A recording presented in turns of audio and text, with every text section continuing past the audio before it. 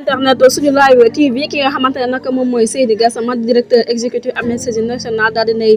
jël ay cadre rek ngir tontu ki nga xamante ne nag moom mooy Idrissa Seck ginnaaw bu mu gisee dafa mettre en garde implication force étrangère ak occulte yi ginnaaw gi bi nga xamante ne nag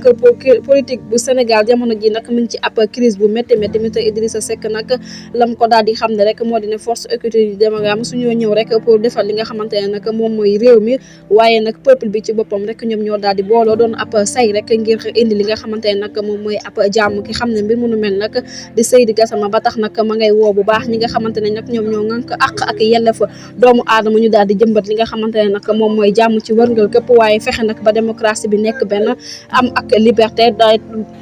am ak liberté ci ak sañ-sañ loo xamante ne lépp loo xamante ne yoon mën ko rek nga war ko mën a def waaye dafa gis ne rek li di démocratie bi moom ci déy bu mag la nekk ci mbir moomu nag ma ngay ñaawlu bu baax nag manifestation yi nga xamante ne nag am na ginnaaw bi ñuy toppee ki nga xamante ne nag moom mooy Ousmane Sonko daan ko ñaari ati ko so ci coow lu doxoon ci diggante mag Adji Sarr ba fukki nit ak benn daal di cay ñàkk seen bakkan mu ngi koy jaale bu baax ay mbokkam waaye tamit nag mi ngi leen di jaale bu baax seeni mbokk waaye tamit nag di sàkku rek ñu daal di jëmbat boobu lay jàmm ndax jàmm ci la lépp xaaj moom ki nga xamante nag moom mooy Seydi Gassama moom moo daal di tontu loolu njiital réew mi di Idrissa Seck